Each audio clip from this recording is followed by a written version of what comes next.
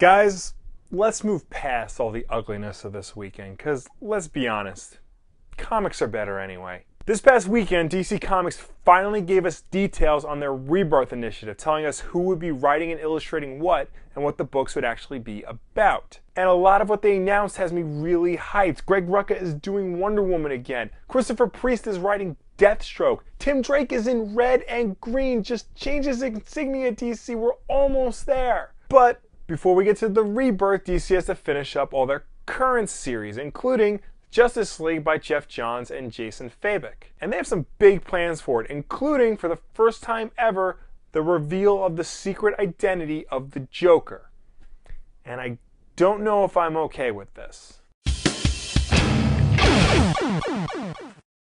First, some background on what's going on in Justice League. Spoilers for that series if you're not caught up. So, Batman sat down in what's called the Mobius chair, which granted him all knowledge of the universe. Any question you have, it can answer for you. First, he tested it with something he already knew, that Joe Chill killed his parents, but then he asked the chair what the Joker's real name is, and it answered. It told Batman who the Joker is, but it didn't tell us, the audience, and for most of us, we just assumed it would be left that way. Something that is a mystery to the reader. But it seems like that'll no longer be the case. In issue 50, at the conclusion of Johns and Fabok's Darkseid War, we will learn the secret identity of the Joker. I honestly don't know if this is a good idea or not. While the Joker had a real name in Batman '89, Jack Napier, and while his origin has been explored in things like The Killing Joke and Batman Confidential, his past has always remained a true mystery. And to me, that mystery is part of his appeal. It makes him scarier and kind of more omnipresent. It's like he's always been there and he's just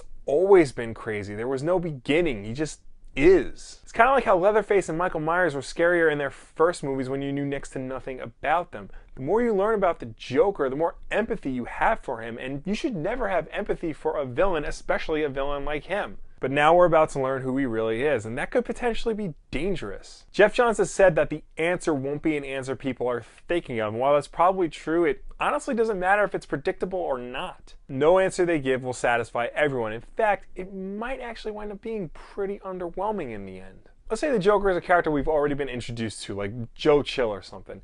In that case, the answer would be cheap and honestly kind of lazy. If it's a character we never heard of before, that's bad too. Readers don't like to be blindsided by something a writer just pulls out of their ass. One of the reasons why people don't like Hush is because Tommy Elliott, who's revealed to be the titular villain of the story, was introduced just specifically for that story, and yet we're told he's known Bruce Wayne since childhood. There are other possibilities, like his real name is one of his aliases, like Joseph Kerr or Jack White, or it could be that the Joker has just always been the Joker. That's another possibility. I wouldn't exactly be a fan of making his real name Jack Napier like it is in Batman 1989, but I would understand why. It would keep everything in line. And I sure as hell hope they don't pull any esoteric nonsense like the Joker is just in Batman's mind the whole time or some crap like that. There are a million possibilities for what the Joker's real name could be, and under normal circumstances, I would not be okay with this. I'd be one of the first people in line to shout at DC and tell them not to do this. The only reason why I'm not, and why I'm actually kind of interested to see how this plays out,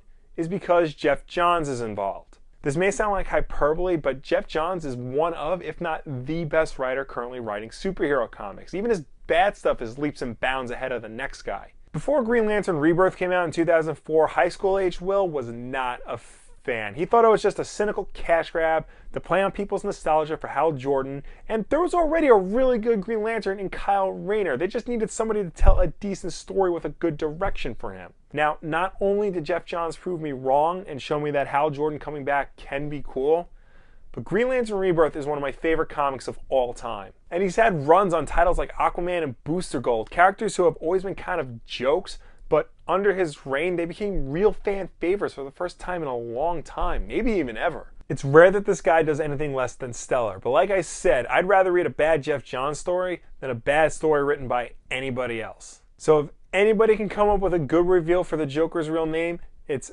this guy. I just hope he can live up to the hype, because this isn't just going to affect the Justice League title, it's going to affect the entire Batman franchise for years to come. So for now, I guess you can consider me nervous, but not as nervous as I would be if anybody other than Geoff Johns was involved. I will definitely be keeping my eye out for Justice League 50, and I will sure to have my opinion on who the Joker really is when that is released. So make sure you subscribe to this channel to see that, like this video, share it with a friend, all the other YouTube stuff, and leave comments down below or anywhere on the internet what you think about this. Do you want to know who the Joker really is, or would you rather leave it a mystery? Let me know your crazy fan theories as to who you think he might be. So thank you guys so much for watching, and I will see you next time. I know you guys promised Brian Hitch his own ongoing book, and that's fine. Maybe keep Justice League of America the classic lineup, but Justice League more diverse with newer characters like Green Arrow or Shazam or Vixen or something. It was 2013 and I was really looking forward to this movie. The trailers made it look like a Superman movie about all the heart and emotions of the character. One that would get into the hows and whys of who he is and why he does what he does. But the movie I saw was a big dumb action movie.